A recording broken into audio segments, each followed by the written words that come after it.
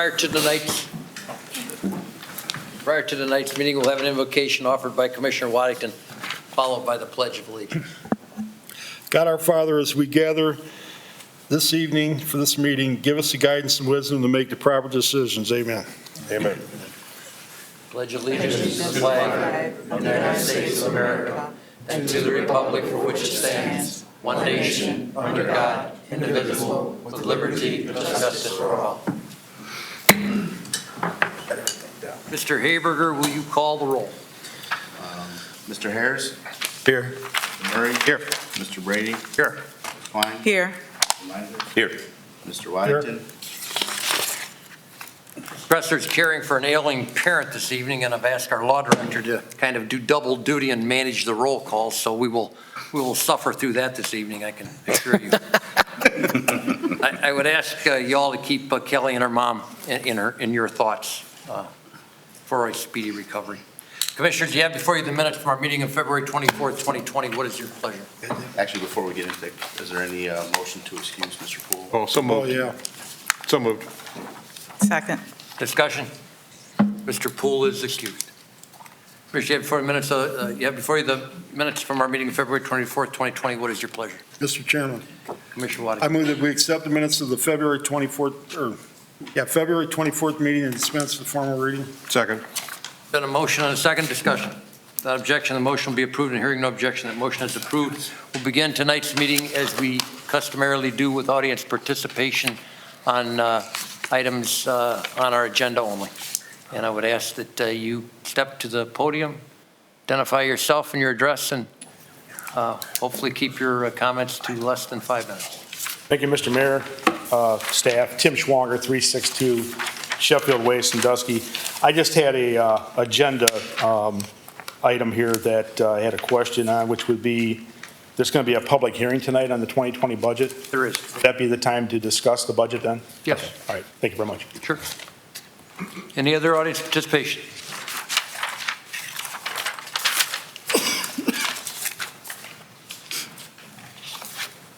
Hi, my name is Talib Garrett, 512 Scott Street. And for item 2, for the arts, I went through the online agenda, and it didn't show like a rough draft for what the painting is going to be for you to accept the arts plan. I was wondering if there was a rough draft to see what the picture is. Because me personally, I like to see like Legends of City of Sandusky maybe painted on it. That's me personally. And item 3, I would like to have make sure the ADA housing be involved with the planning for disabilities, and that's it. Thank you, Mr. Garrett. Any other audience participation on agenda items? If there are none, we will move to our next item on our agenda is a brief presentation from our Erie County Health Commissioner, Mr. Peter Shade. Mr. Shade, welcome. We see you about once a year. Yeah, sometimes a little bit more at a certain restaurant. Exactly. So thank you, City Commission and people of Sandusky. I just wanted to come tonight and speak to you all about a couple issues. I usually try to add a little humor. So this morning while I was getting ready, I realized I had my trifocals on, my black socks, my boxers, my white T-shirt, much to the chagrin of my 2 kids who screamed when they saw me. I remember doing it to my dad. With these clothes on, so here I am. Okay, so a little bit about the COVID-19, just to break a few things down. First thing I wanted to assure the city, folks in the city, is the health department is putting mega resources towards keeping this on the forefront through our planning and our directions. We have handed out several thousand different forms of literature for folks because we realize not everybody has the internet, not everybody has a smartphone. And I do have some of these things to give to the City Commission tonight, if you would so graciously have them on hand. Take a look at them, and then the ones that you feel you may want to get for more folks in the city, we'll have them printed and bring them by. So The big thing that I wanted to share with the city that we're very keenly aware of is something called the Social Vulnerability Index, which that's a pretty hefty phrase. But what does it mean? It means we're aware of our population, everybody in Erie County, in terms of their ability to access information. And so we have plans that helps enable people to understand what's going on. So getting informed and being prepared is our big message. It's a novel virus. It's very contagious. Fortunately, if it does spread through Erie County, we're prepared to handle that, and we'll be talking to you more about those things. And so at that, I do have a binder of all of our sit reps or situation reports and some other details for the commission. If I can leave that with a trusted source for you, Mr. Mayor, and you can share among the staff. And I also have interim guidance for getting your household ready for potential spread. And I do have the pandemic flu plan that we wrote. It's about 30 pages. We also have folders for businesses for things that they can consider. If someone comes to work sick, what do you do? This helps outline that. And the green folders are full of information for individuals to consider with not only the COVID-19, but basically any virus or any hygiene issue that somebody might have. Chief, thank you. Are there any questions on that before I move ahead? Commissioners, questions, comments, Mr. Shade? Okay, thanks. Mr. Shade, you and I had an opportunity to spend a little time together on Friday, Right. and for myself, it was not exactly an eye-opener because you have the ability in the past and now to bring a calm, reasonable voice to an issue that is anything but calm and hardly ever reasonable. A question that occurred to me after our meeting was, how much interaction, who do you take your direction from? What kind of interaction are you in our county health departments responsive to the state? Is the state responsive to the CD, the CDC? Where's the chain of command? So that's a great question, and it parallels what we're asking our community to do. So we go to the Ohio Department of Health only and the CDC on a federal level. So we're asking residents to take information from us as a bona fide source. As of today, I received a health alert. There's a lot of scams going out, trying to scare people into trying to get your money any way they can to sell you something that might be, snake oil. So, yeah, Mr. Mayor, that's a great point. So the bona fide trusted source for us comes from the CDC. Okay. So, Good, and a thank lot of the documents we have their letterhead on it. I'm not going to. And I see you're doing a lot of advertising. Right. You're doing a lot of Absolutely. public relations work with that. Commissioner Waddington. Got a question. When I spoke to you earlier, there's active cases now in Ohio, correct? Cuyahoga County? Yes, they're still Cuyahoga County. Okay. Any other place in Ohio? No. So we are prepared for testing. We have the capability to test about 300 people at this point. Those tests will be reserved for people who are really, really ill in the hospital, or have a wide path of potential exposure while they fell ill. And the thing that's different about this is the regular flu, you might have the virus and you don't know it. So for a week, you're going to here and going there and talking to people and spreading it. Whereas this particular virus, when you first start feeling sick enough to say, uh-oh, I don't feel good, that's when you really start to become contagious. So it has a built-in little warning bell that a lot of other diseases don't have. So that's why we ask people, if you're feeling sick, stay home. So the flu shot that I got 2 months ago is ineffective for this? No, the flu shot will still help provide your body some immunity and keep you safer and keep you stronger, so maybe you can fight this off. Mr. Chairman, Commissioner Twine. can you just go through, I want to say quickly, but Yeah. take the time to go through, what if someone in their home suspects that they might have the symptoms? Can you just kind of talk a little bit about Absolutely. what I people always go should do? back to how my mom raised 10 kids. when one of us were sick, we went out on the three-season porch, you know. So it's not to make light of the situation, but, you know, some common sense things I think you're asking for, Commissioner Twine. Be careful how you handle someone who's ill, especially someone who has the signs of a lot of expungement, a lot of expectorant, phlegm. Diarrhea is common with this particular virus. So everything goes right back to good hand washing. So what we've learned over the years is a lot of folks don't really understand what good hand washing is. It's actually using soap and scrubbing up like you're going to do surgery. It's the best way to describe it. Get everywhere you can. 20 seconds of good hand washing with good soap and a good rinse. A lot of folks are like, really, 20 seconds? That's a long time. But the best way to prevent this transmission is right here. A lot of folks are wearing masks. Masks are not effective for this virus. What they do is they keep people's fingers out of their face, which helps. But we're not advocating use of masks right now.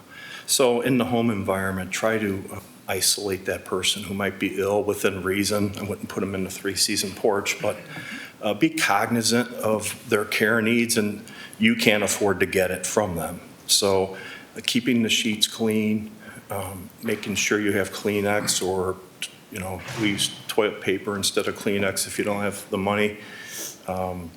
Keeping the garbage taken out of the house where their tissues might be. Make sure, you know, you have a spray sanitizer if you can't afford. Commercial sanitizer, simple 1 gallon of water and a cap full of bleach will do just about the same thing. And most people can afford that. So keeping surfaces clean and wiped down is really important. Most viruses need a living host to live. This virus has a real strong ability to live on fometic surfaces like counters and doorknobs. You don't see that with a lot of diseases. This one does. So wiping common areas down is really important. And the last thing with someone who might be homebound is monitoring them to make sure they're not getting worse. Because if they do, then you need to seek, you know, medical care for them. Thank you. Okay, is that, I don't know what else. Great question, good answer. Yeah, okay. Any other questions, comments, Commissioners? Thank you, Mr. Shane. Thank you, Mayor. Okay, just a couple more things, if I may, Mayor. Wanted the city to be aware that in the health center for the year, we've had almost 17,000 visits from just folks that live in Sandusky. So we're proud of that fact, that folks are coming in for things like primary care, substance use disorder, chiropractic visits, dental visits, maternity health, and medical nutrition is a new area. We've only seen 11 people in the last couple months, but we've applied a nutritionist to work with patients who might be struggling with nutrition. And of course, immunizations and lead and tuberculosis. We've had quite a few visits in that arena affecting 2,300 city residents. So wanted to share those numbers with you. Can I leave that with you too, Chief? There's a copy for you. Thank you. And then just some data on the detox. I'm not going to take up too much more of your time. The detox for people from the city of Sandusky, we have seen the number of folks who are suffering from overdoses plummet so far in 2019, and that mirrors the rest of the county and the state. So I'll leave this information once again for the commission to look at, but you'll see the numbers here. In 2019, we had almost 200 people from the city come through the detox, of which about 70% had a success rate, and they're still doing well today. So we think that's pretty good shape. And then lastly, I wanted to bring you one copy of the community health assessment, which is also available online. This is the 2019 health assessment. The most important part we outlined in red. I think you can see that. This is the mental health and behavioral health section. And because of this reporting, the health department will be adding on about, it'll be 3 floors, about 10,000 square feet per floor. And those will all be dedicated for mental health and behavioral health services for our population, for our folks here. So we'll be advertising a lot more. We have a ballooned advertising budget of about $240,000 because of some of the grants we received. But we want to make sure that if we start advertising, folks have a place to come and get the care they're looking for. So I think that's all I have on there. If I can, yeah, that's it. Commissioner Waddington.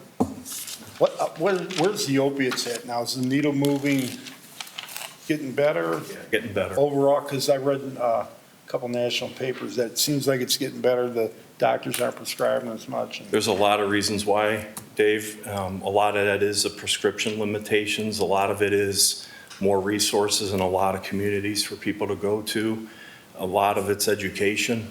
And quite frankly, a lot of it's like our Project Dawn, the Narcan, is keeping people alive instead of dead. And I think they're getting a lot of on 60 Minutes, they had that doctor out of West Virginia, had 12,000 patients, sent them to the same pharmacy. It was like a pill mill, I guess they called it. Right. And they stopped him, so. We see upticks in some other drugs. What's the next big thing, alcoholism or?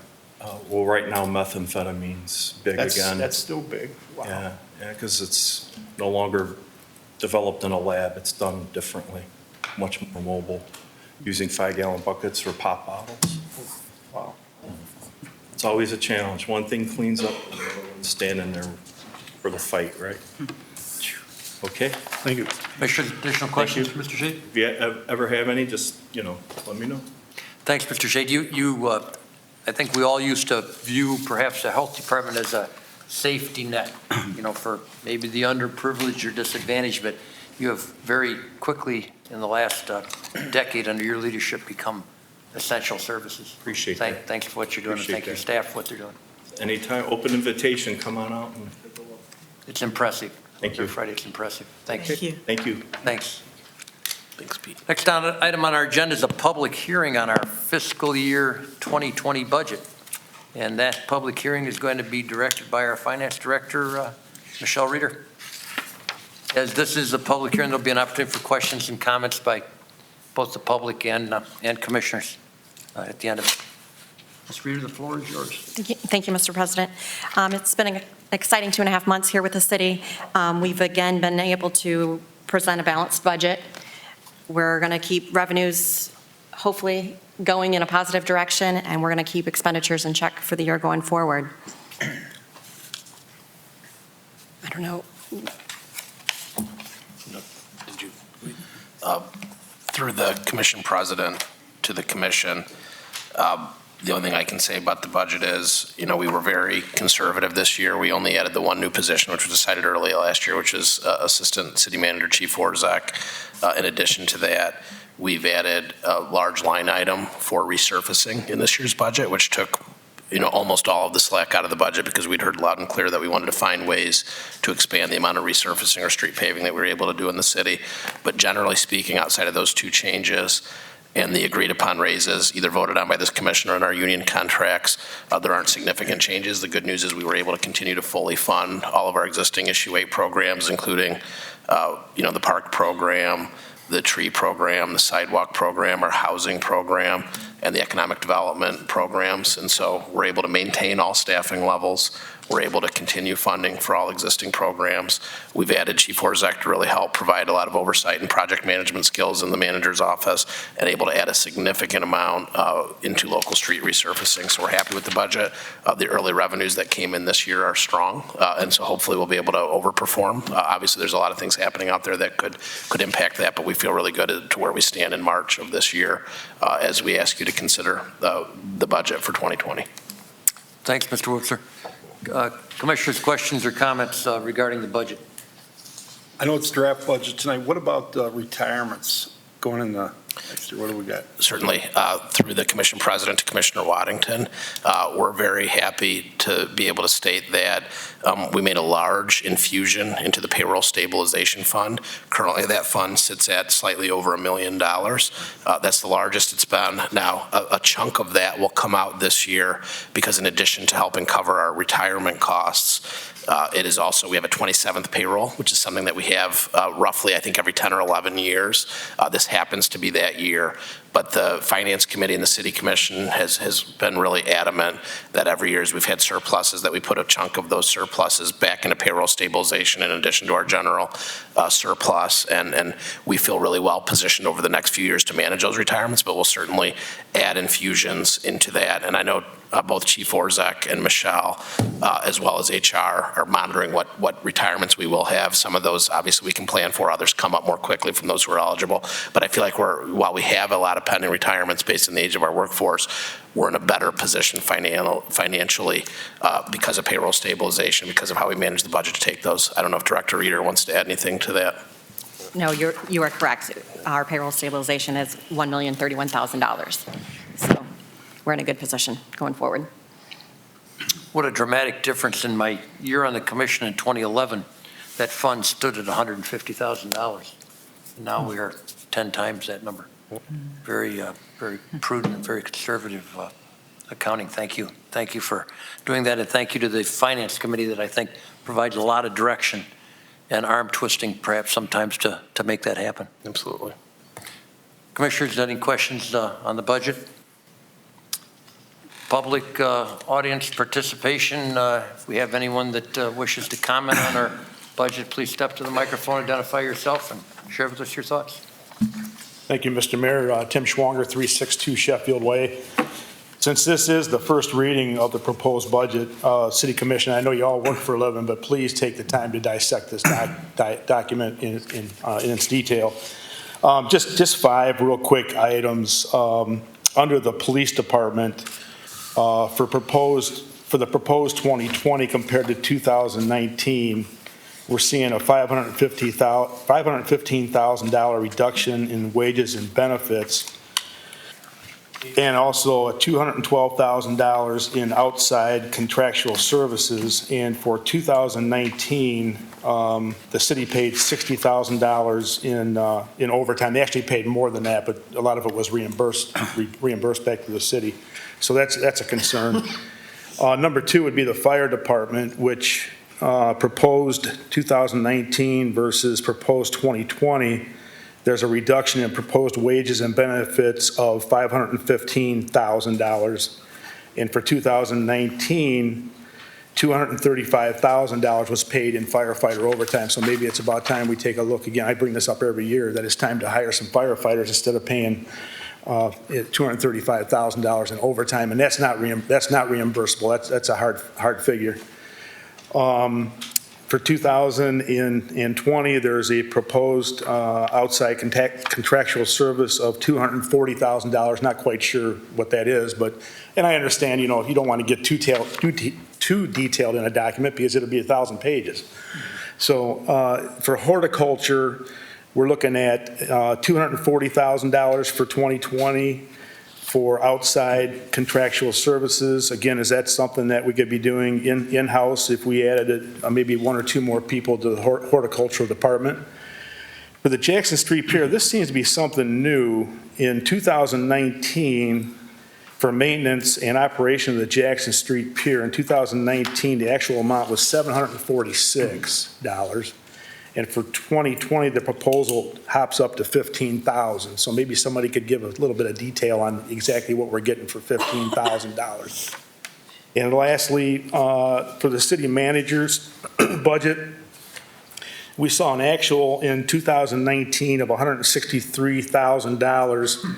The proposal for 2020 jumps up $60,000 to $227,000 for a proposal for 2020. Moving forward, the city is spending $2.55 million on outside contractual services, with the largest amount coming from the administrative support, which is $800,000. And moving forward, maybe we can take a good look at how many activities we're paying for outside of city staff, whoever works for the city, and find a way to kind of cut that down for paying outside of $2.5 million. There's got to be a way to look into this very, very deeply and try to make some adjustments moving into the future. Some of the contractual services is understood, $255,000 a year for First Energy. Yes, for our street lights, you can't fix that. The income tax department was totally eliminated for 2020, and we're paying Rita $420,000 proposed for 2020. $420,000. I mean, that's horrendous. That's outrageous. For 2020, I guess my question to the city manager and city commission would be, where do we stand on the safety services director for 2020? I think for 2019, that position was eliminated. But can we expect that again to resurface in 2020? And also, we're looking for a new police chief, which actually will be an addition for 2020 because we don't have one right now, and we've moved and rightfully so, we've moved the police chief to the assistant city manager position. He's doing a great job from what I understand. So where do we stand, and where does that fit into this budget, if it's in there? Thank you. Thank you, Mr. Schwanger. Additional comments and questions from the audience? If not, I will declare this public hearing closed. Thank you, Mr. Reader, and thank you, Mr. Webster, for your presentation. Commissioners, you have before you several communications from staff recommending various pieces of legislation. Can I have a motion to accept these communications? So moved. Mr. Chairman,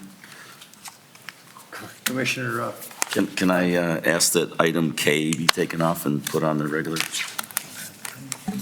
Pardon? No. that will be in the next section. Oh, there's a committee. Okay, I'm sorry. I'm new at this. All right. All right. Second. I think there's been a motion and a second. Without objection, the motion will be approved, and hearing no objection, the motion is approved. Commissioners, you have 11 items on the consent agenda. And now, Commissioner Weinzer, this is the opportunity to remove any item on the consent agenda that you'd like removed. I don't have anything. No, I'm just kidding. Can we please remove item K and have a discussion? Item K will be removed and will become item number 1 on the regular agenda. Mr. Haberger, will you present those remaining 10 items on the consent agenda? Yes, Mr. President. A is the priority use agreement with Sandusky City Schools for Dorn Community Park. B, priority use agreement with Sandusky Ambets Baseball League for a blacktop field and concession stands at Ambets Park and concession stand and storage shed at Sprout Park. C is the priority use agreement with Sandusky Travelers Baseball Academy for Rather Field at J.C. Park. D is the priority use agreement with the Sandusky Central Catholic Schools for Dorn Community Park. E is a priority use agreement with Panther Baseball Club Interleague Baseball League program with Kiwanis Park. F is the payment to MX Technology, Inc. for support and maintenance of Kronos payroll system. G is the correction of scrivener's error. H is a new liquor permit for 1319 First Street. I is a transfer of liquor permit for 3608 Venice Road. J is the transfer of liquor permit for 2228 Hayes Ave. Commissioners, having heard these items on the consent agenda, what is your pleasure? Mr. Chairman, Commissioner Twine. I move to accept the consent agenda items A through J and declaring that all ordinances and/or resolutions as drafted and presented to the City Commission under the consent agenda shall take effect in accordance with the section reflected in the ordinances and/or resolutions, whether it be in accordance with Section 13 or Section 14 of the City Charter. Second. Been a motion and a second discussion. Mr. Haberger, will you poll the commission on the motion? Mr. Brady? Yes. Ms. Twine? Yes. Mr. Meiser? Yes. Mr. Waddington? Yes. Mr. Harris?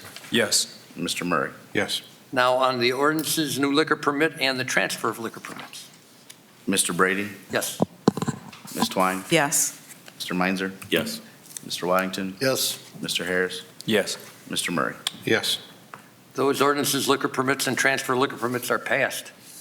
Mr. Haberger, will you present item number 1, which will be formerly K on the consent agenda? Correct. Item item 1 is the transfer of liquor permit for 411 West Washington Street. Commissioners, having heard this ordinance, how do you wish to proceed? Chairman, Commissioner Meiser. can I speak on this now? I think we need a motion. Motion first before I can discuss it. Mr. Okay. Chairman, Commissioner I Wilder. move that the clerk, Kelly Cresson, notify the State Division of Liquor that the city does not request a hearing. Second. Been a motion and a second. Discussion.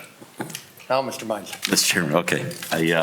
I don't disagree that this goes, I don't want to see it go to the hearing. However, this has been a peeve of mine since living here in the 70s.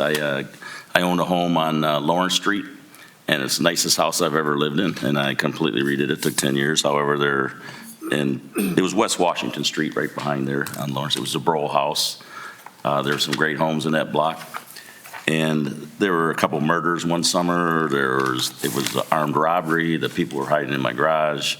And long story short, I had a 6-year-old and a 4-year-old, and my wife was pounding on the table. I had to move after 10 years of fixing this house up. So I've always been against these little corner liquor stores and these type of things that have unlimited hours and be able to sell alcohol into whatever time they do. So I just want to make it part of the record that, and I don't know, this might have to go through Mr. Wipser, but through you, Chairman, if the state can limit the hours or limit the areas, I just don't think if you're going to fix up neighborhoods at these places like 7-Elevens and Dairy Marts and Lawson's, or I'm showing my age, I don't even know what they are anymore, but belong in a neighborhood. I'm sure if they were in a governor's neighborhood, they would be restricted somewhat. So I don't know if anybody can answer the question. I would turn to our law director for his input on how restrictive we as a legislative body can be regarding restricting commerce. Through you, Commission President, to Commissioner Meiser. Yeah, this is a state issue. The state controls, the liquor permit controls the hours. The revised code controls where it can be sold. Generally, it can't be around schools, religious institutes, stuff like that. The state has pretty much trumped anything that the city can do. We can challenge it, but even the state has laid forth the very few exceptions that we can use, and those are typically something like the owner is involved in criminal activity of the nature of a liquor violation. The building itself is under nuisance orders. There's very, very finite reasons for it, all controlled by the state. Thank you. Mr. Haber, is there a possibility that this, we could turn this into I hate to use the word tactic because it sounds underhanded. I don't mean it to be underhanded, but we can certainly survey the number of police calls, say, to a location like that, or the number of illegal liquor sales or beer sales. And perhaps the police department weighs in on that. And then as these liquor permits get transferred or get renewed, I think the city can certainly make a stand there, can they not? Correct, and it's my understanding that we currently do go through that process before it even comes here. Good, thank you. Thank you. Additional discussion, Commissioner. Commissioner Murray. Mr. Chamber, perhaps you could address this, or maybe Ms. Byington would be the better person to address this. Once the establishment is existing, there isn't much that we can do about it, but we do have the ability through zoning to limit the number of these, number of locations where these could be cited. So I don't know. I mean, I know generally if it's zoned for commercial, it's available to have retail liquor sales, but I don't know if we can restrict it beyond that. Could someone address that, please? Through you, Mr. President, Commissioner Murray, just to make sure I understand the question, you're asking with zoning, what kind of limitations can we put on new establishments coming in? Yes, it was a poorly worded question, but that is the essence of my question.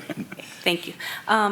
So you're correct that with zoning, we can locate the areas within the city that new establishments could be constructed. This is a business area, so it's permitted where it is.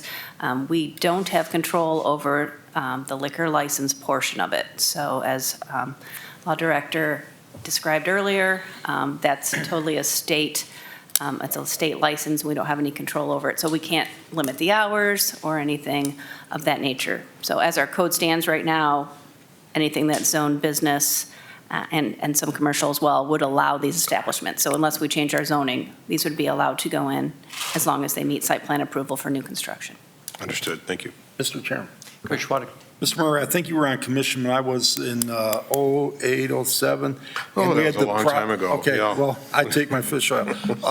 Did we not, He said maybe, though. He said maybe a little. did we knock the winery? We closed them. Remember, we had fights and some guns going off in that. And I don't, maybe we could go back and research how we did that. I think there was one other bar on the west end that we ended up closing. If I may, Yes. Mr. Chairman, address Mr. Murray. Waddington's question. I believe that was because a number of people left the institution in a paddy wagon.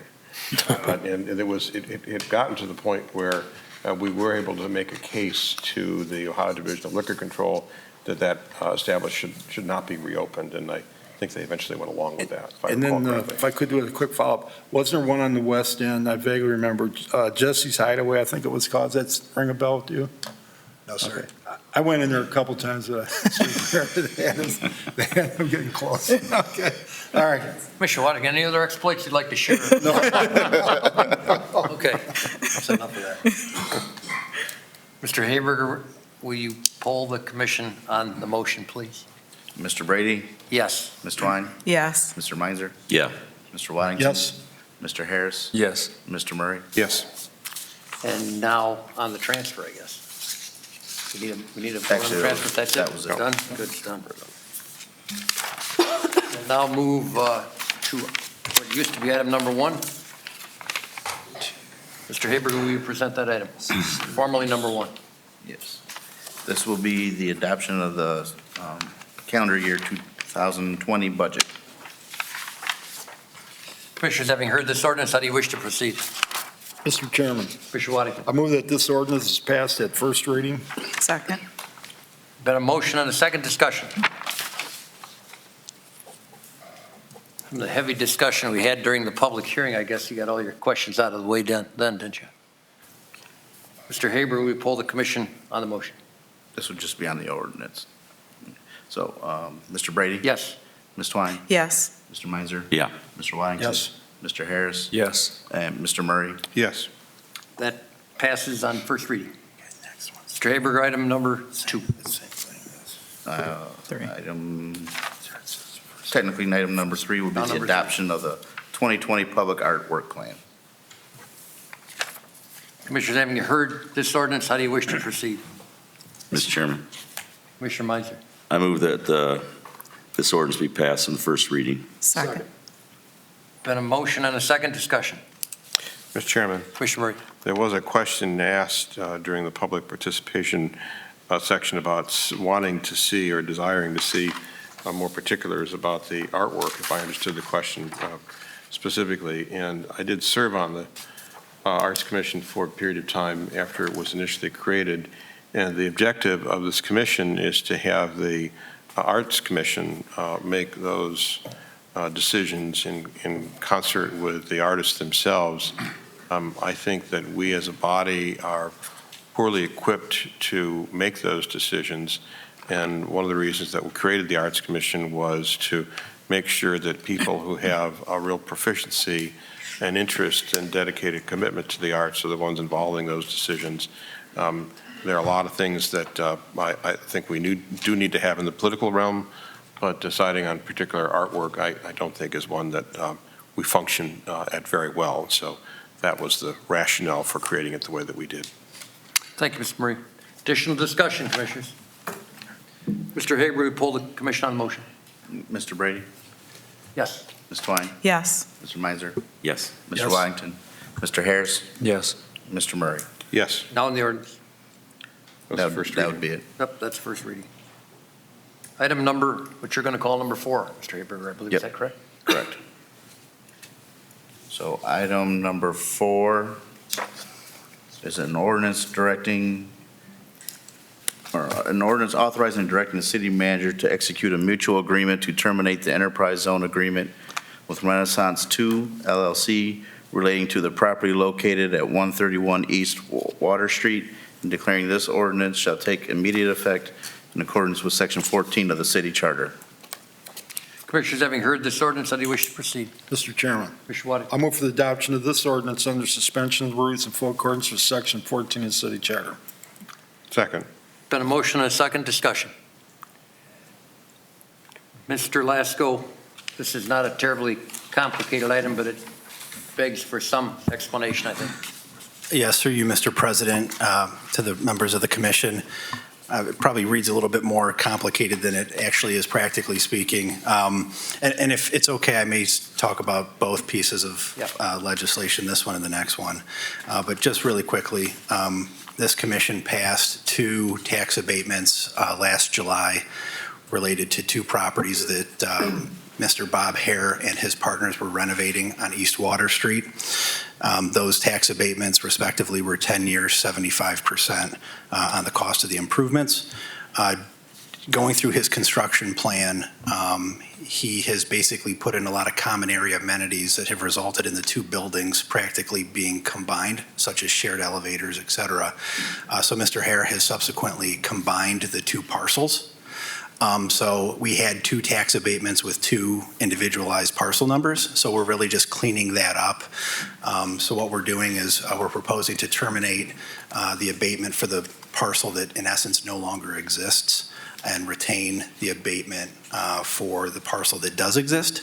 And then what we subsequently did in the second piece of legislation is amend and restate the tax abatement, in essence covering both projects. So really, we're terminating one for a parcel that doesn't exist and combining the 2 into an amended and restated tax abatement. And I will note, in the second piece of legislation, it highlights job retention numbers, job creation numbers, and investment numbers.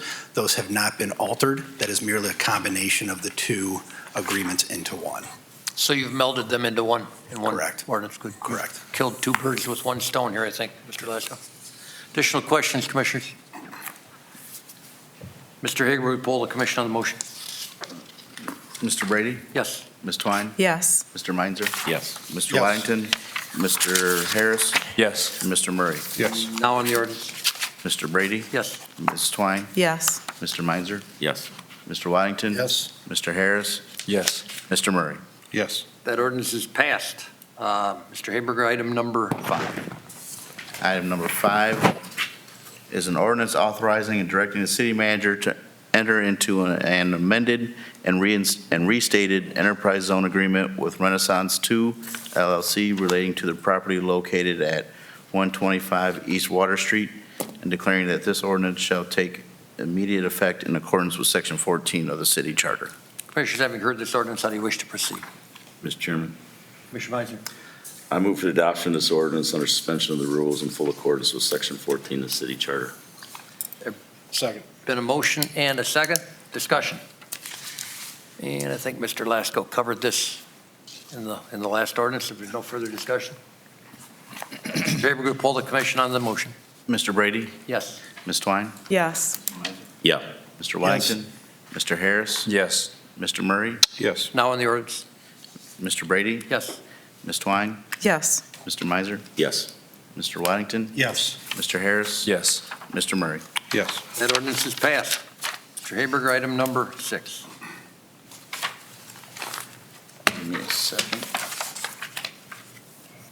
Got 6. I just gotta find it.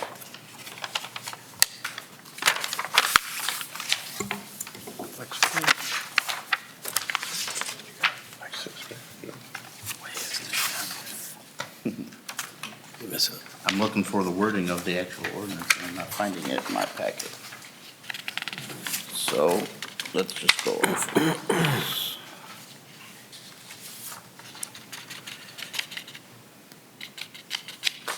Give me 1 second. Yeah.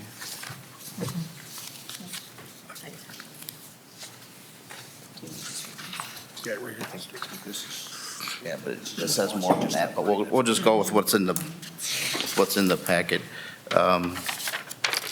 Item number 6 is ordinance authoring the city manager to enter into an agreement with Lexipol in the amount of $20,379. This includes a one-time fee of $12,500 to provide full implementation of the policies along with a project manager, and an annual subscription cost of $7,879 cost. The cost of this project will be paid from administrative services, and this ordinance shall take immediate effect in accordance with Section 14 of the city charter. Commissioners, having heard this ordinance, how do you wish to proceed? Mr. Chairman, Commissioner Murray. move for the adoption of this ordinance under suspension of the rules in fulfillment of Section 14 of our city charter. Second. Been a motion and a second discussion. Mr. Orzek, I presume this is just a piece of software that's both necessary and appropriate for the police department? Actually, through you, Mr. President, this is a company that the police department used for our policy and procedure manual. The request is to do that citywide, and they will have a number of chapters and sections that'll be pertinent to all of the city staff and employees. That's going to put everything in one location and software so that the staff can go on to their computers or phones and acknowledge policies and procedures. And it's a great opportunity to get that started this year and implemented as I transition into my new role. Thank you, Mr. Orzek. Commissioners, additional questions? Mr. Chairman, Commissioner Meisner. I did see this was HR. Now, is this going to go into each department and help out with all their memos and coordinate and make it into one? I know inherently every department has their own issues, so it's. Yeah, this will be through Mr. President to Commissioner Meiser. This will be a standardized for all of the city employees. Each department will still have some of their own policies or own things that they do, but overall it'll be for all the city staff, and everybody will be on the same page. Thank you. Additional questions, Commissioners? Mr. Haber, will poll the commission on the motion. Mr. Brady? Yes. Klein? Yes. Mr. Meiser? Yes. Mr. Langston? Yes. Mr. Harris? Yes. Mr. Murray? Yes. And now on the Brady? Klein? Yes. Mr. Meiser? Yes. Mr. Langston? Mr. Harris? Yes. Mr. Murray? Yes. that ordinance is passed. That concludes our regular agenda items, and we will turn to our city manager for his city manager report. Thank you, Commission President, Commissioners, audience, and staff. I wanted to take just a second to answer a few of the questions that Mr. Schwanger had about the 2020 budget that I can answer off the top of my head. The ones that I don't have the detail in front of us now, we can get back to the commission, et cetera. But as far as the police budget and the fire budgets, with the amount budgeted for wages and fringes being down, that is because we're budgeting less per employee this year to cover healthcare costs, Tim. If you remember, we had savings in the healthcare account. So those are by far our two largest general fund funded departments.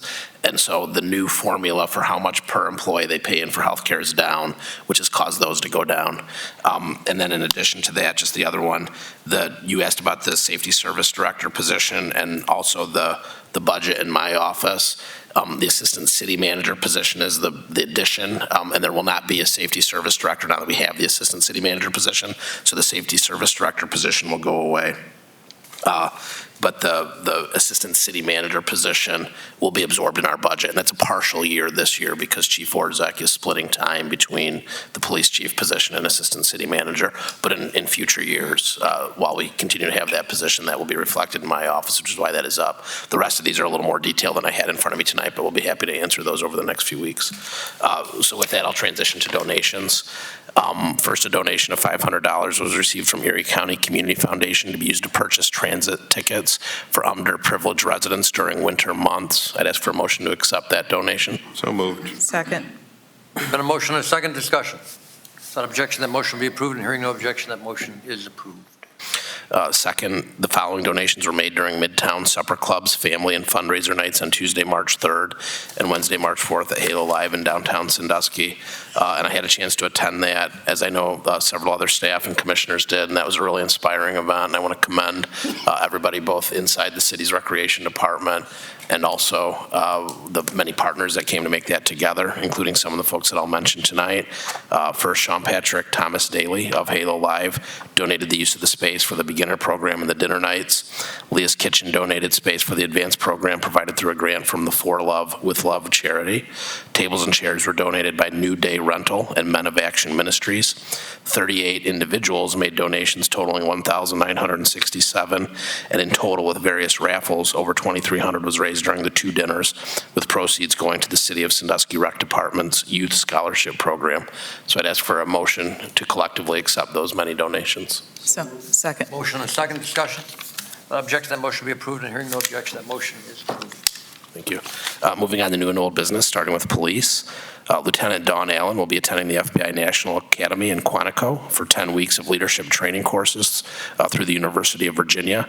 She begins on March 30th, and this is a prestigious training opportunity that will have 250 command staff throughout the world attending this session.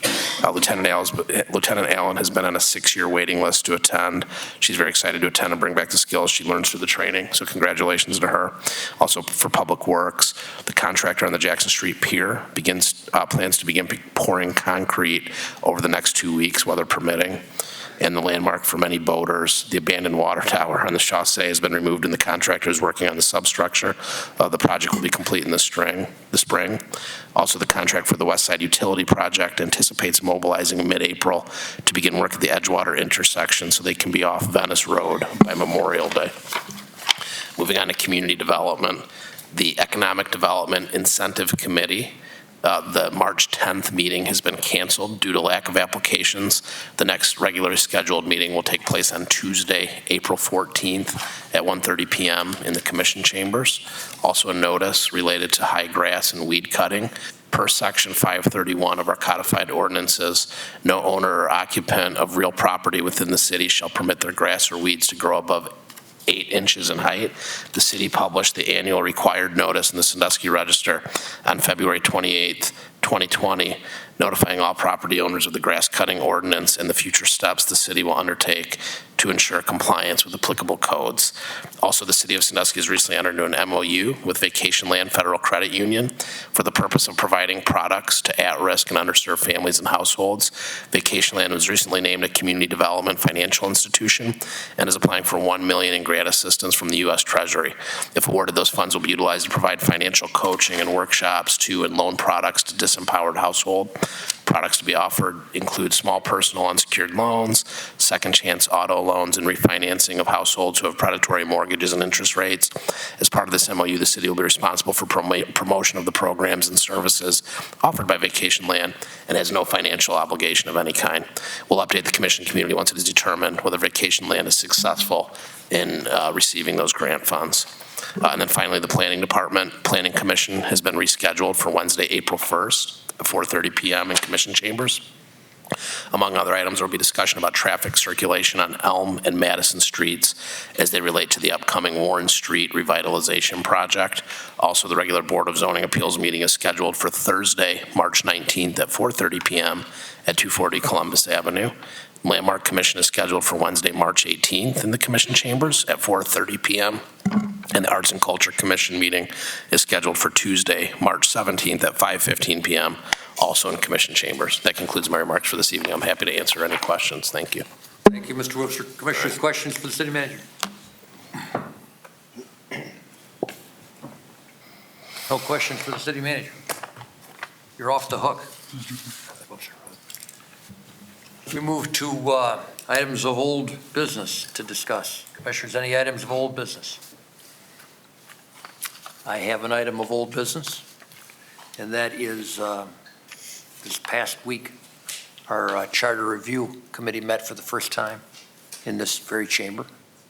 And I had the opportunity to sit where staff sits, and we made the Charter Review people sit up here. It was kind of interesting. It's an interesting perspective.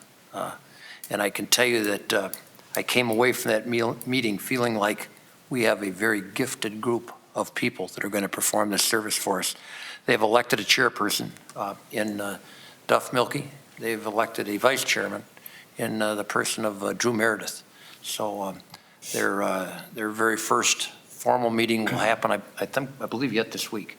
And they intend to meet as much as twice a month for as much as 2 or 3 hours at a meeting. So I have very high, as I told them, and I will tell you, I have very high expectations the task that they're taking on and the results that they will deliver to us. So I'm anxious and excited about that opportunity. Any other additional items of old business?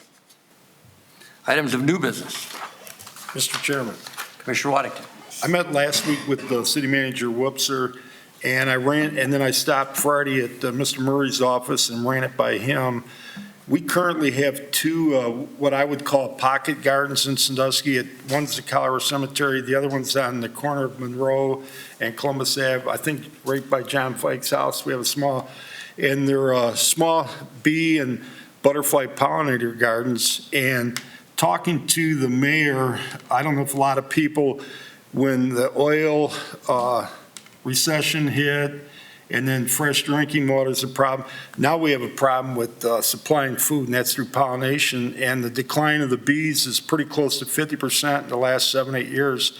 And also the monarchs and butterflies have a lot to do with the pollination, and that's our food chain. So I kind of bounced it on the city manager last week, and we're not looking for big giant gardens like 15 foot by 15 foot, just small pocket gardens. And Dennis come up with a couple good ideas. Washington Park by the courthouse lawn, that's out, in the sunny air, maybe have a couple there. I would like to see one more added to the Colorado Cemetery. The one that the staff put in there last year, I went by, that was really good.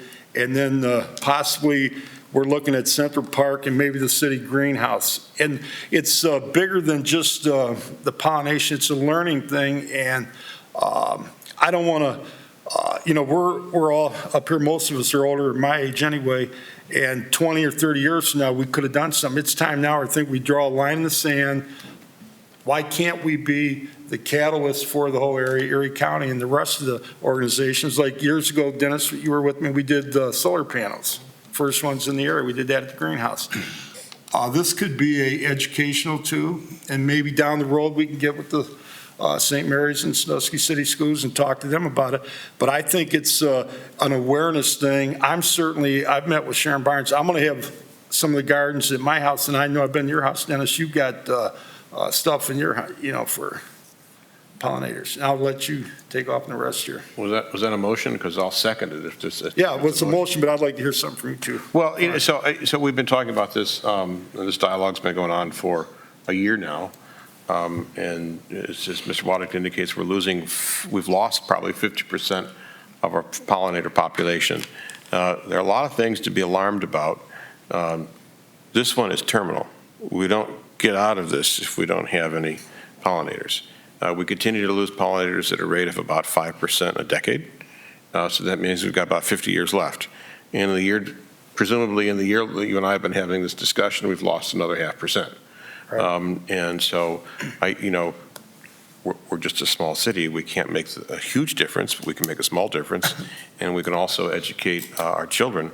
So I think the idea of putting these in the parks, especially those that are used by children, I think the courthouse also, because that makes a statement in and of itself.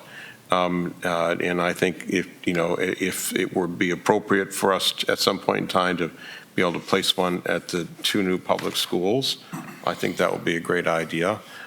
We do need to do our own little part, and I think that city can do a lot by way of example, and I'd like to see us do that.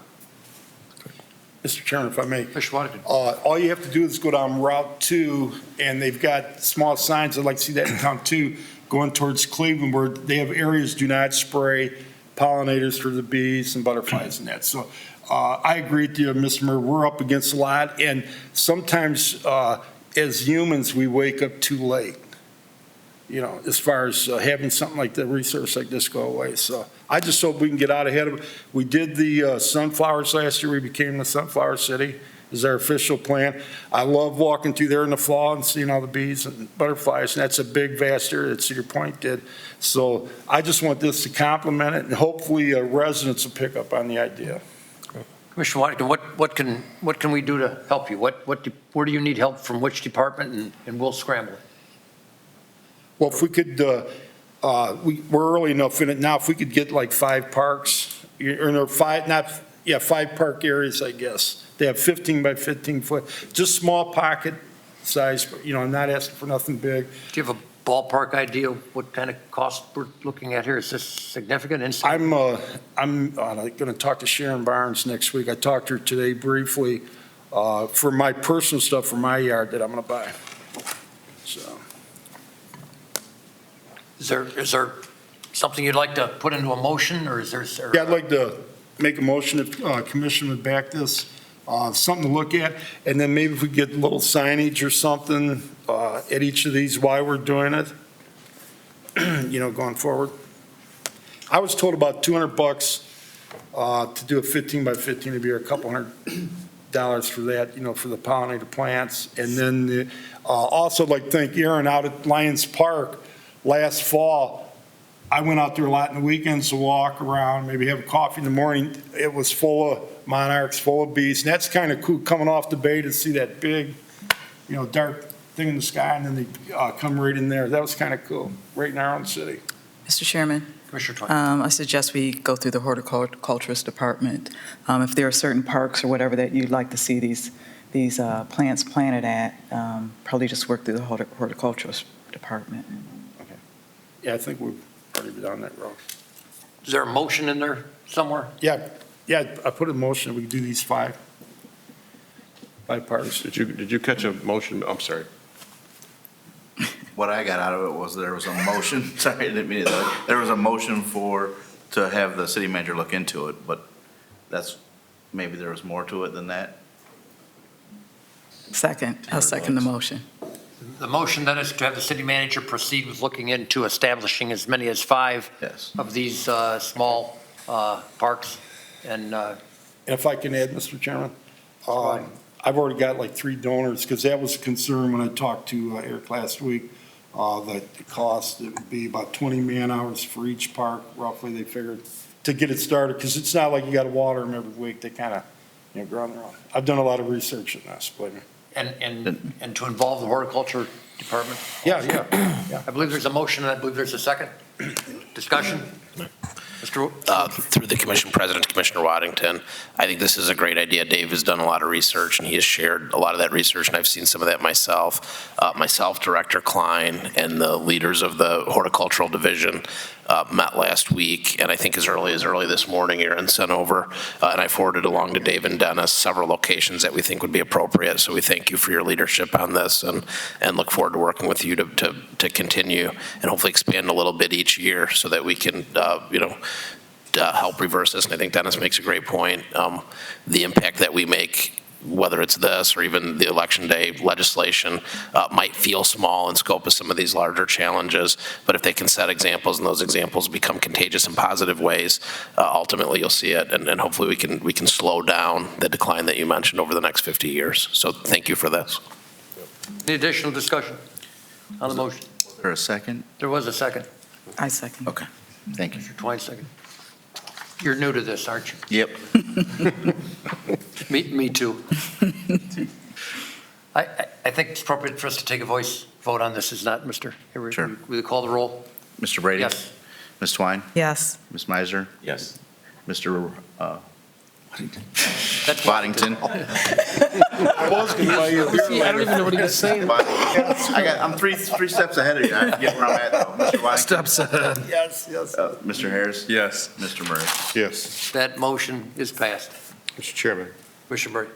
I must share that having the world's strongest man protects the butterflies. I was thinking, there is an irony in that. It reminds me of that old Frank Perdue commercial in which he said, "It takes a tough man to make a tender chicken."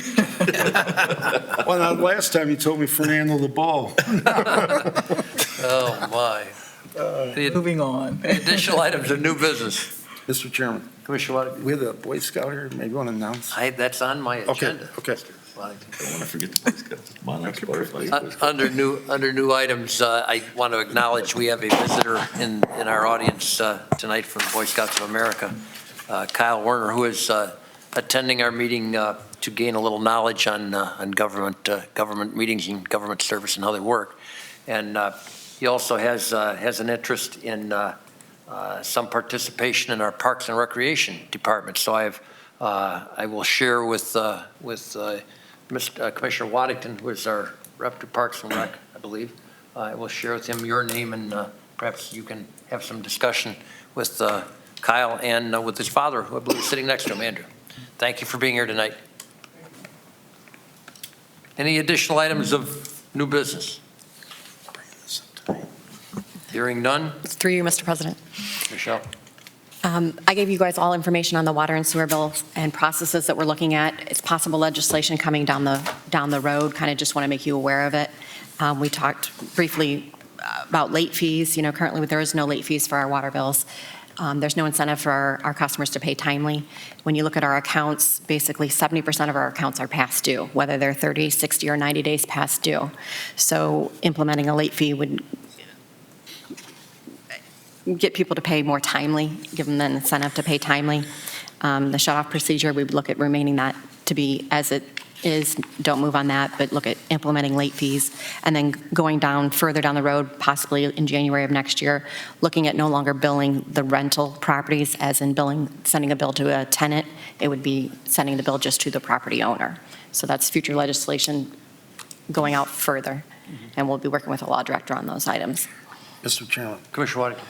I'm looking at this, and I'm okay with 99% of it. My question is, I think I recall this maybe a few years back, is that if you rent, say I own the house, and I'm renting it out to Mr. Meisner, and I don't pay the bill, what's the relationship as far as how would they know? Or they go out and shut his water off, he's at work. We've ran into this problem in the past where we've shut water off, and it was from the person that owns the actual property that's leasing and renting it out. So how do we close that gap, especially with 60% rentals in Sandusky? Excellent question. Commissioner Murray and I had a discussion at noon today with Ms. Reeder regarding this very issue, and we believe that it is important that we hear the will of the commission on this. One of the dilemmas that I think we find is that it is no secret that our water rates, for very good reason, have increased dramatically over the last few years for very good reason. And there's somewhat of an unwritten rule of allowing people to bump up against $100 before they got a delinquency notice or had their water shut off, perhaps was appropriate at low water rates. Is it still appropriate at a higher water rate, or do we need to? I'm not advocating this, but I'm just offering it as an idea. Do we need to increase that number before we do a shutoff or do a delinquency communication to them? Surprisingly to myself, what I found out today was there was no monetary consequence to not paying your water bill. Gosh, in almost everything that you do in this day and age, if you are delinquent in paying something, there is some type of a percentage fine. I'm not advocating being punitive regarding this, but I think we have to somewhat step into the 21st century also. I would like to hear Commission's thoughts, and I'd like to know what the will of the Commission is on a couple of these issues. Mr. Chairman? Commissioner Meisner. I believe Arlene Thompson was up at the podium a couple weeks back, and she was complaining about she got a water shut off just immediately after her bill was delinquent, only by a few days. And at the time, I didn't say, but I have 4 or 5 water bills for properties that I pay. And I've gotten those delinquent things that are going to shut my water off. I'm like, crap, I don't know. I paid. So what was happening was I think we have a third-party biller now, maybe. Whatever, the computer, something happened, but I'd be 3 months ahead on one of my properties, and they're going to shut mine off at the other property, so I'm scrambling to try to figure out what happened. So I think maybe like 30 days, if something happens, it would just warrant not a big alarming letter for the elderly, we're going to shut your water off. But then I'm all for the percentage or the penalties and some punitive if they're not paying their bill, because at least if you have an error in the billing like that, you could go to somebody and say, look, I think this happened, and not get that first 30-day alarm we're shutting your water off, because I'm not old yet, but if I was old, that would scare me. Mr. Chairman. Commissioner Waddington. I agree with you on the cost. I think mine's right around $45.50 a month for two of us. Maybe increase that to $150. And then I think we need to look at, as far as follow-ups, I see here where they have 10% of the customers counts their average balances in 90 days past due. Maybe close that to 60 also, and then 16%, and maybe, as Mr. Meiser said, go to the 30 days. Do we do door hangers or follow? How do we follow up? Is there a letter or anything? There's a separate shut-off notice that's sent prior to being shut off. Gives them 10 days to pay. Okay. And if they're in a hardship, what do we do if it's elderly person and they're in a hardship? Through you, Mr. President, we do offer payment plans. We do try to work with people. If it's a rental property, we do need to have the property owner involved, but they do set up payment plans and try to get people back on track. I just don't want to see like a 80, 85-year-old elderly person on SS, nothing else, and, our water bills have went up, and that's cost between them taking a pill or eating or, something like that. Is there a help program like the heat program that we have? Do we have anything for water? Not that I'm aware of. I know local churches and other organizations sometimes help people out. And how would one know that? That would be a good thing to have. Older person may not have a computer, but maybe that'd be a good informational thing to get out. No. That, like the heat, if you can't pay your gas bills and that, they got programs that they'll give money for you. Just an idea, I'm just throwing it out. I think, I agree with you, 100's pretty low. That might be, if you got a 75 within a 31, 32-day window, that's not, 100's not very much. You'd be beyond them. Mr. Chairman, Commissioner Murray. the risk of having 6 commissioners with 6 different answers to your question, I would be comfortable with 2 months average. Once you're 2 months average, and you're behind, then when we send a shut-off notice, I also think that, 1% a month interest charge for late payments is appropriate. I don't know that I'd go beyond that. I mean, there are higher numbers that sometimes have been suggested. I'm not sure about that. On the question of, this would be a sea change for our community. Oh, by the way, we're only 49% rental. I know that 60% gets batted about, but it's a bad number. That's what the census says, and so I'm sensitive about that issue. But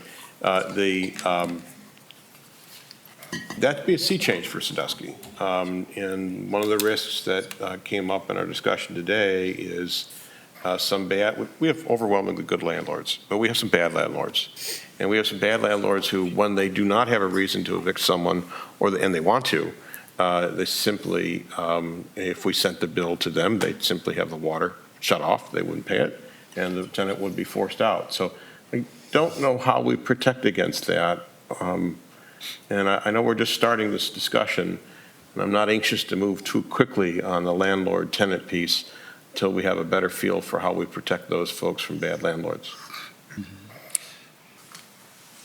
Commissioners? Mr. Chairman, Commissioner Klein. I agree about the shut-off. I don't know that I like that $100, maybe again a couple months delinquent, and then issue a shut-off notice.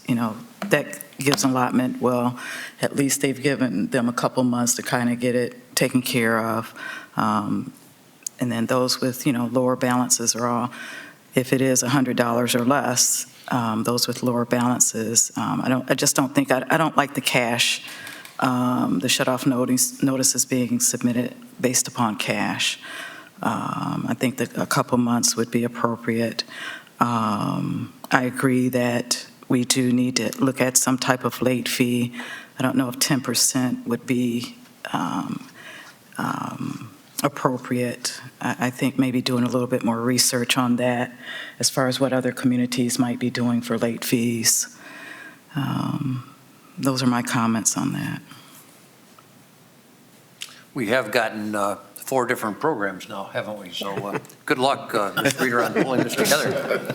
I think what I hear from most of you is that something needs to be done, and we need to tackle this directly, and I think Mr. Murray is probably correct. Moving slowly is probably better than rushing into something and kind of making a mess of it.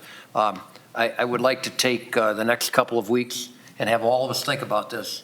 And Mr. Reed, perhaps you can glean some of these suggestions and perhaps put together your own recommendation and can bring it back to us, say, 2 weeks from now. And let's be prepared, be prepared for us to have that discussion and perhaps put something in place at that point in time. That seem agreeable? Absolutely. Thank you. Mr. Chairman, Commissioner Watt? didn't we go through this in 2011 with the trailer park where the marijuana places? Now We they, did, Mr. it Wenningen, was like interestingly enough, 100 and some thousand. interestingly enough, when I asked what the total debt of these bad debts were, it is $500,000. Correct. And that's an astonishing figure, to have $500,000 in delinquent water service, water and sewer service, until you peel back the onion and find out that about half of that is the one occasion that went through litigation and you speak of. So it really is probably about $250,000. Yost. Joe Yost. Yes, that obviously we're not going to collect that, so it's going to be written off. But our delinquency is still in the neighborhood of $250,000, which is a significant amount. But I think it's prudent for us to take the next couple of weeks and let's come up with a plan that that is effective and still is not punitive. And I am sensitive also to not being punitive towards disadvantaged people, elderly, or they're elderly, or whomever they are. So let's see what we can do to be fair also. Great. Mr. Chairman, just so I'm clear, are you asking that we all come up with our own ideas as it's related to this and then share them with our finance director? I think that's exactly what we're going to do. All righty. Thank you. Sure. Additional items of new business. Hearing none, we will move to audience participation on any item. Move to the podium, identify yourself, and share with us your thoughts.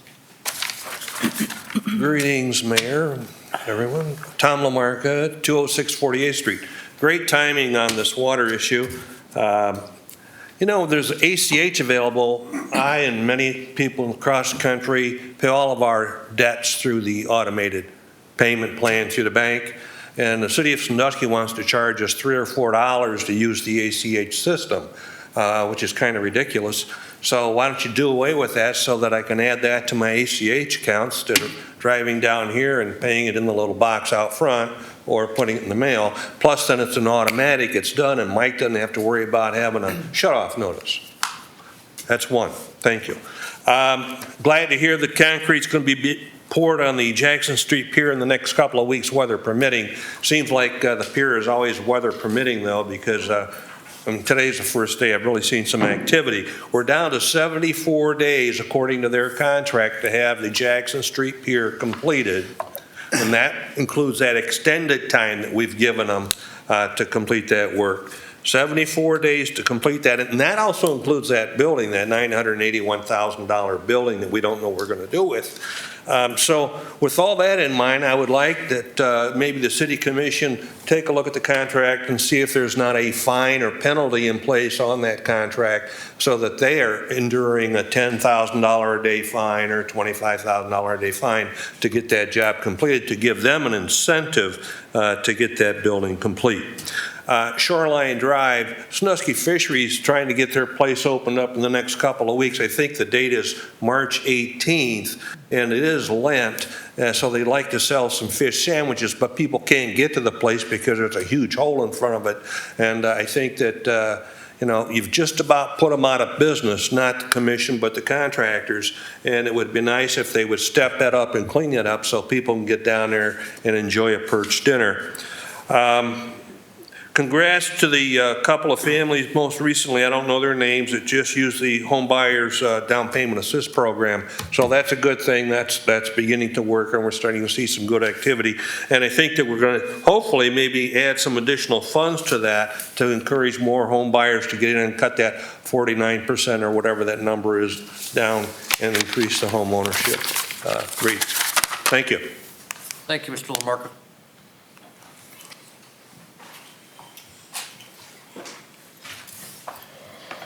Third time's a charm, I guess. Thank you, Mr. Mayor. Tim Schwanger, 362 Sheffield Way.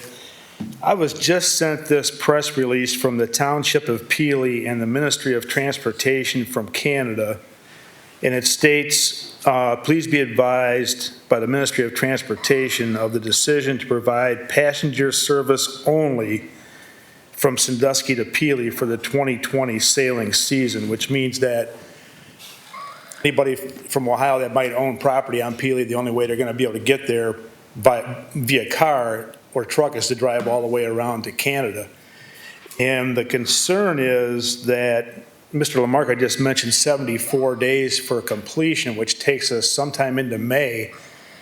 The season from Sandusky to Peely by vehicle does not really start until the end of June. So is there something that has not been shared with the public as far as the Jackson Street Pier not being complete until later than May? So, I'll sit down. I'm not going to up here to argue with anybody. I'll sit down and maybe somebody would like to answer that tonight. The other issue is the Sandusky Shelby Street boat ramp. We're losing a lot of money right now to Huron. Their ramps have been open all year, which I understand that their ramps are on the river, so it doesn't get, locked in ice. But I think that we don't have to worry about 3 feet of ice in Sandusky Bay for the rest of the season. So maybe we could have the Public Works Department install at least the docks at the ramp, not necessarily the courtesy docks, but at least the ramps at the dock, or at the ramp itself, the docks at the ramp itself, so that we can start generating some income from the boat fishermen, for this season. Thank you. Thank you, Mr. Schwanger. Appreciate it.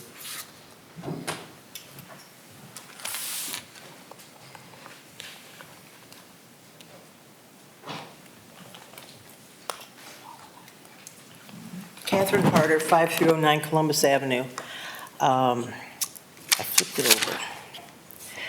I was looking back at the newspaper, and the newspaper had stated who and how much money was going to be spent on the ticket office on the pier was going to be $200,000.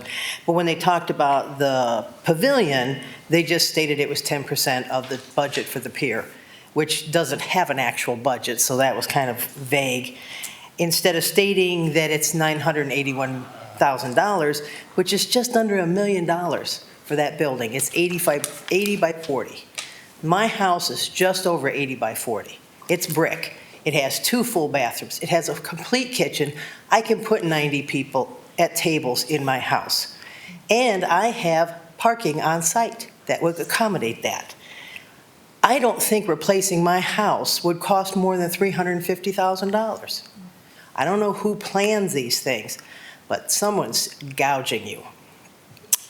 I also saw at the last meeting on TV at 10 o'clock at night, you were broadcasting, but it was at 10 o'clock at night, that MKSK was hired to do streetscaping, other situations like that. You already know what you want to do downtown. A lot of what they showed were blocked off streets with tables and umbrellas and big concrete blocks for people to sit on. Please remember how angry people get during Ohio Bike Week because downtown's blocked off. They don't have a problem with 2 days of the cruise in the bay. That's 2 days. 1 night a month for 3 hours for the car show downtown, not a problem. But you're considering blocking off a whole street permanently is going to cause problems. So please remember that. I picked this up at Serving Our Seniors. It's from Erie County Senior Center, and it has a lot of things in it, coming events, and inside is a dime to donate. If you get this or get it online, it has a list of restaurants on certain dates. If you mention you're there for Meals on Wheels, a portion of your bill will be sent to Meals on Wheels, which will support them. So now's the time to go out before the crowds have a nice meal, and help someone else have a nice meal also. I wanted to mention, on March 4th, I got a call someone was apologizing for an overcharge from my electric supplier, and they said that I was due a check and a discount on my bill, and if I would press 1 if I wanted the check, and I didn't. And then later, I got one from Verizon saying there was something messed up on my bill, and if I would press 1, I could get that corrected. So that's going around. That's a scam. Please don't press those buttons. Mr. Waddington was talking about the butterfly gardens. When we were doing the ideas for Jackson Street Pier, there were ideas being taken for the parklet on the other side of Chesapeake Lofts. And I sent in an idea for a butterfly garden there. Lots of different flowers, stones and everything. But it was already told, I was told that it was already decided it was going to be the compass, rose, whatever, and then we're going to do that. But everything you put in for the butterfly gardens will attract hummingbirds also. And they always need their help before they go across the lake. I had birds plant seeds in my garden last year, and I had 8 milkweed plants. And they were this big, or so. I have lots of pods off of it. They're drying in the garage. If anybody wants them, I'll bring them in. If Mr. Waddington wants to sprinkle them around the gardens or whatever, I can bring them in. Or if you know some place where we can just chuck them in the fields or something. They are beautiful. They smell like roses. Some people think they smell like lily of the valley.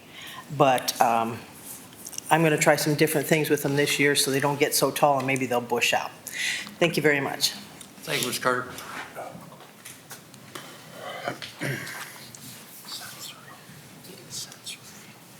Talib Garrett, 512 Scott Street. I'm just having a question about the water bill. I got 5 kids. I own a couple rentals, but my water bill is about like $160 a month. Plus, I pay my rentals off. But if I only pay like $100 on it, will I get charged a late fee? Will you implement a late fee? Want to put $100 like a down payment on it and cover it up for next month? Something to think about.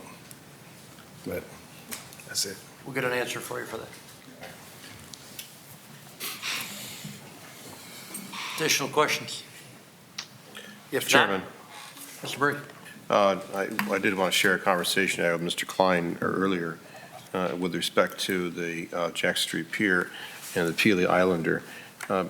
We have been diligently working as a city with Ontario to try and sort this out, but they made a decision last year not to send the G-Mon, and we have a dock there that is perfectly capable of accepting boats or vehicles from the G-Mon.